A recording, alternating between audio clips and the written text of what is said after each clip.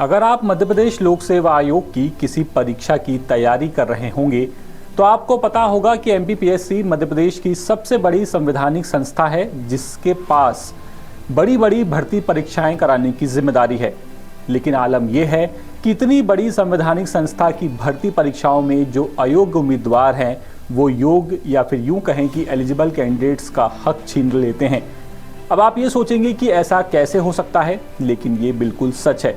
इसे समझने के लिए आपको इस वीडियो को लास्ट तक देखना होगा, क्योंकि हम जो गणित इस मामले में लेकर के आए हैं वो आपको वाकई हैरान कर देगा कि आखिर ये सब चल क्या रहा है। दरअसल मामला ऐसा है कि भर्ती के लिए एमपीपीएससी जो विज्ञापन जारी करता है और उस भर्ती से जुड़ी जो योग्यताएं या फिर जो क्वालिफिकेशन चाहिए वो संबंधित विभाग बना करके एमपीपीएससी को देता है। लेकिन इसके बाद भी कई अयोग्य उम्मीदवार परीक्षा के लिए आवेदन करते हैं। आपने भी देखा होगा कि आपके आसपास भी कई ऐसे छात्र होंगे जो ये कहकर फॉर्म भर देते हैं कि चलो यार देखते हैं, पेपर है, सिलेक्शन होगा तो ठीक है, नहीं होगा तो कोई बात नहीं, एक्सपीरियंस मिल जाएगा। लेकिन सोचिए क्या हो अगर यही अयोग्य कैंडिडेट्स इंटरव्यू तक पहुंच जाएं, और होता भी यही है। कई अयोग्य कैंडिडेट्स आवेदन करते हैं, फिर अंतिम चरण यानी कि इंटरव्यू के लिए भी पात्र होकर वहां तक पहुंच जाते हैं। लेकिन जब पीएससी डॉक्यूमेंट चेक करता है तो इन्हें बाहर कर दिया जाता है। तो फिर अब समस्या कहां आई? तो ये समस्या आती है कि बाहर तो ये कैंडिडेट्स हो गए, लेकिन पीएससी उम्मीदवारों को पद से अधिकतम 3 गुना की संख्या में इंटरव्यू के लिए बुलाता है। यानी मानकर चलिए कि अगर टोटल पद 10 हैं तो पीएससी 30 कैंडिडेट्स को इंटरव्यू के लिए बुलाएगा। इंटरव्यू के पहले सबके डॉक्यूमेंट्स बुलाए जाते हैं और जो पात्र नहीं होते उन्हें बाहर कर दिया जाता है। लेकिन समस्या ये है कि जिन 30 लोगों को बुलाया गया उसमें अगर 5 कैंडिडेट्स भी ऐसे होंगे जिनके डॉक्यूमेंट्स पूरे नहीं होंगे या फिर जो एलिजिबिलिटी को पूरा नहीं कर रहे होंगे, उन्हें इंटरव्यू से बाहर कर दिया जाएगा। और जब ये बाहर होंगे तो जो योग्य और एलिजिबल कैंडिडेट्स होंगे उन लोगों ने इनका रास्ता रोक दिया। अगर इन अयोग्य कैंडिडेट्स को नहीं बुलाया जाता तो इनकी जगह योग्य कैंडिडेट्स बुलाए जाते और शायद वो सिलेक्ट भी हो जाते। यानी 5 अपात्र उम्मीदवारों ने 5 पात्र उम्मीदवारों का हक खत्म कर दिया।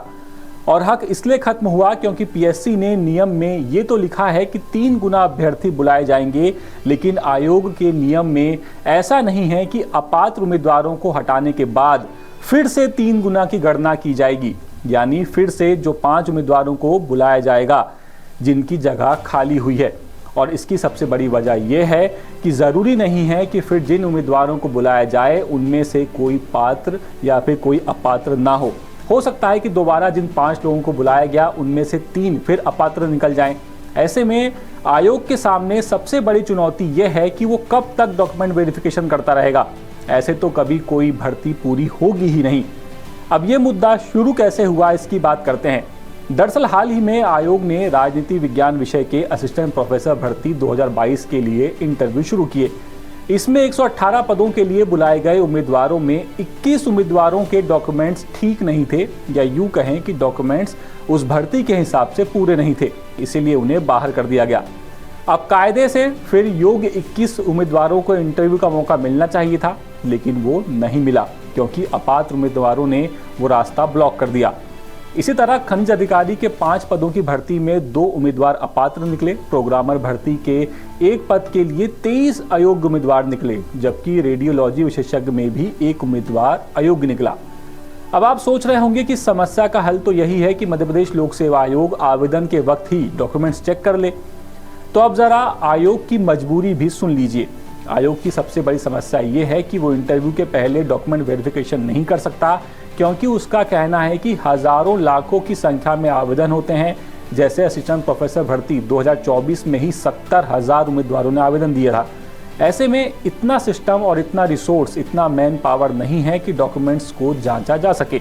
वहीं अपात्र को हटाने के बाद फिर दूसरे को मेरिट लिस्ट में मौका देंगे तो उनके डॉक्यूमेंट्स की जांच होगी, और फिर उसमें कोई अयोग्य निकल गया तो उसे हटाओ, यानी फिर वही का वही सिस्टम लगातार चलता रहेगा। तो इस पूरे सिस्टम को दुरुस्त कैसे किया जाए, क्या करें कि अपात्र उम्मीदवार अप्लाई ही ना कर सकें? तो जानकारों की माने तो इसमें एक ही रास्ता है कि अपात्र उम्मीदवारों को ही आवेदन करने से रोका जाए। इसके लिए रास्ता है कि भर्ती विज्ञापन में ही या फिर जब इंटरव्यू के वक्त डॉक्यूमेंट्स बुलाए जाते हैं तो ये शर्त रखी जाए कि अगर कोई अपात्र उम्मीदवार होगा और वो शैक्षणिक या फिर दूसरी जो शर्तें हैं उन्हें पूरा नहीं कर रहा होगा तो उसे उस परीक्षा से तो बाहर किया ही जाएगा, साथ ही उसे आगे आने वाली भर्ती परीक्षाओं में भी रोक दिया जाएगा, यानी कि उस पर प्रतिबंध लगा दिया जाएगा। इस तरह की कठोर शर्त होगी तो ही शायद कोई अपात्र उम्मीदवार योग्य और पात्र उम्मीदवारों से उनका हक छीनना बंद करे। और ये समस्या सिर्फ एमपीपीएससी में नहीं है बल्कि ईएसबी यानी कि कर्मचारी चयन मंडल में भी यही समस्या है। वहां तो पद और उम्मीदवार हजारों लाखों की संख्या में होते हैं। ऐसे में वहां कुछ नहीं बल्कि सैकड़ों हजारों योग्य उम्मीदवारों का हक ये अपात्र उम्मीदवार मार देते हैं। ऐसे ही दिव्यांग सर्टिफिकेट में भी रहता है। बाद में कईयों के सर्टिफिकेट गलत पाए जाते हैं और वो पोस्ट खाली रह जाती है। ऐसे में अब ये ज़रूरी हो गया है कि सरकार इस मामले पर ध्यान दे और कठोर नियम बना करके इन अपात्र उम्मीदवारों को पात्र उम्मीदवारों का हक छीनने से रोके। ये पूरी खबर इंदौर से हमारे विशेष संवाददाता संजय गुप्ता लेकर के आए थे। अपडेट्स के लिए बने रहिए 10 सूत्र के साथ। नमस्कार। लेटेस्ट, इन्वेस्टिगेटिव और इन डेप्थ खबरें देखने के लिए ज्वाइन कीजिए 10 सूत्र का व्हाट्सएप चैनल, सब्सक्राइब कीजिए यूट्यूब चैनल, लाइक कीजिए फेसबुक पेज और पढ़ते रहिए वेबसाइट www.dasudr.com।